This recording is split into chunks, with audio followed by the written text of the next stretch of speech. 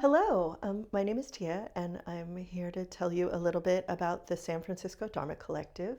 We have been in operation since the end of 2018.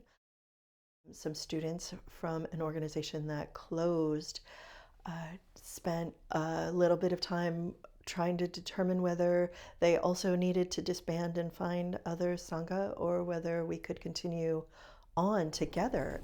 The students approached the landlord basically and said, can we just take over the lease? And the landlord said yes. And then we approached the teachers who were teaching there and asked each of them, okay, would you keep teaching if we created this new organization? And most of them said yes. We spent a while, a couple of months, meeting and trying to figure out how to continue offerings. That was the basic focus of all of those initial meetings. At first, the board there were about 15 people on the board, and these very chaotic meetings, and then slowly we developed kind of processes and norms, and then there were, lots of interpersonal things and disagreements, but we kept it going throughout.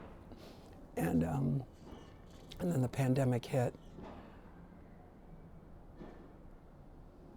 We went entirely virtual during the pandemic, and then we moved into this space, 2929 24th Street, just about a year ago. Almost all of the work here at the Dharma Center has been done by volunteers. We began, I think, early 2022 to do painting, figure out how we were going to utilize the space, beautified it, got a fresh coat of paint, replacing the sink, putting up a wall. All of those things have been done by Sangha members and volunteers. Thankfully, one of our teachers, Tig O'Malley, was kind enough to offer his design wisdom to help us just kind of connect the space with itself.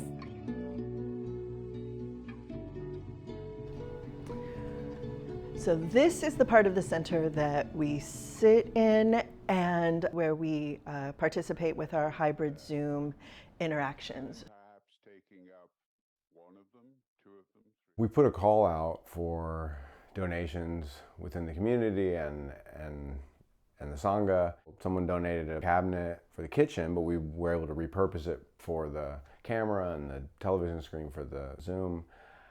And we've continued from our old space, our lending library, and now it has its own reading room, which is exciting. And we have a modest collection of books that people can borrow. We've got many great books. People have been really generous to just drop off books that they have enjoyed, and they 60s, hippie-informed Buddhism books and books about well-being to, whoever, Thich Nhat Hanh, or about Tibetan Buddhism and different practices. It's a mantra of mine of to tell folks, go into the library, pick out a book, and take it home. We have too many, and we want people to get the benefit of these books. We also have a cantina, which is kind of a little eating area, and then a kitchen area, as well as a backyard. Somebody's donated their time to help us do plants and just make it a more welcoming space. The building already had this wonderful mural on the front with these fish and then there's a giant net. But if you back up and really look at what's happening in the whole mural, the fish are being liberated from the net. And I remember when I realized that, I thought, how did we end up in this place with this mural already drawn that is expressing the joy of liberation? We just lucked into a fantastic space. Our old space, even though it was very close, was off the beaten path. We had some foot traffic, but not much. And now here we are on 24th Street, really at the epicenter of the, it's even officially now a Latino cultural district. The Mission District is prescribed by 16th Street to 24th Street and Mission Street to Potrero Avenue. And that brown building, not that it matters, but that's where we are, that church there. If we could see through that building, we would be looking at our roof. I've been living in the Mission since 1995. I really enjoy the variety, the vibrancy.